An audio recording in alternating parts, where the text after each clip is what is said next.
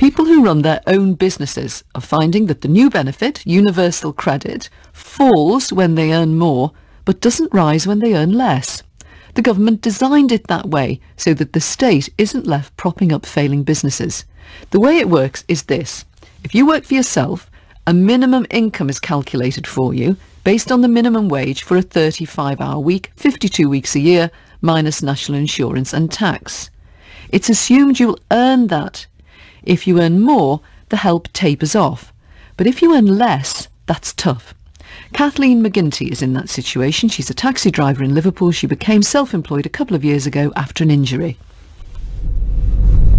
The DWP did help me into the self-employment on the taxis. It was because I had a broken ankle and I could no longer go back to my old job. So they did fund my training. And what did you do before? I used to do housekeeping. In the first year it was quite good because I got financial support, and then every month they used to top up my earnings. And how much sort of universal credit were you getting then? Could be anything between about £300 to about £600. That's including the housing element. Okay, so then after that year, what happens is you have this thing called a minimum income floor applied to your case. Can you just explain that in the simplest terms that you understand it? If I was to not be self-employed and I was to be employed, I could earn minimum wage for 35 hours per week, and that's what they base your minimum income floor on, as in you could be earning that if you were employed. I mean, how often do you make more than your minimum income floor? I've never even matched minimum income floor, never. So really you feel like you've come to self-employed because it works better for you and you want to be working? Yes, and now I think that the job that I'm doing now is quite necessary because I've since developed ulcerative colitis. Basically, now I need to be able to stop work when I can, when I need to. I need to be able to take toilet breaks whenever. I could not do that in employment.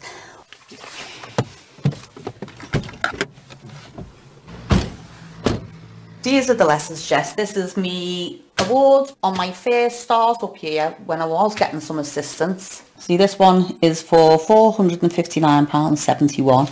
And that was in 2016, so this was when you were in your year. This was in my first start up year. So you didn't have minimum income floor there? So that was before minimum income floor was applied. So then you move over here and you've got a pile which is when the minimum income floor was coming in. That was minimum income floor. Now it says on that letter on the top, Universal Credit has decided that you are not gainfully self-employed. So what does that mean? That means I am not earning minimum income floor, which again is the 35 hours times minimum wage. So when you got that letter, really, your options were carry on with no help, change and get a different job, or go unemployed completely? Yes, so he said, well, you should really stop working self-employed and start job seeking. And I said, no, thank you, I will take my chances on my own. So then the third pile here is your universal credit assessment now, which is nothing. Zero, yeah. So therefore I have no eligibility for free prescriptions, dental work, opticians. I can't go to any other agencies for help like the local council for housing benefits or anything like that.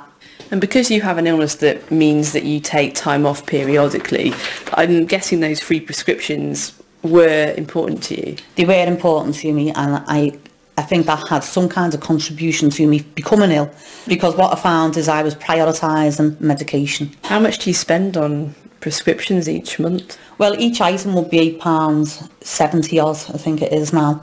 And sometimes, I mean, there might be 5 items. So 40 or 50 quid on those? Yeah, yeah.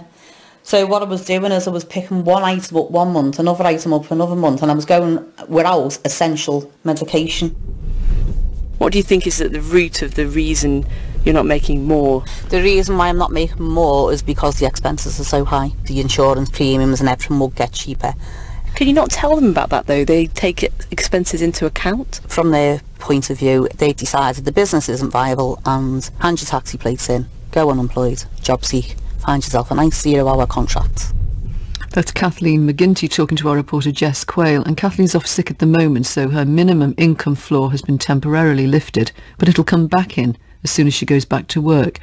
Campaigners at the Low Incomes Tax Reform Group have published a report about how universal credit affects the self-employed. Victoria Todd worked on that report. Victoria, it hasn't had a lot of coverage, has it? How many people will it affect? Does anyone know?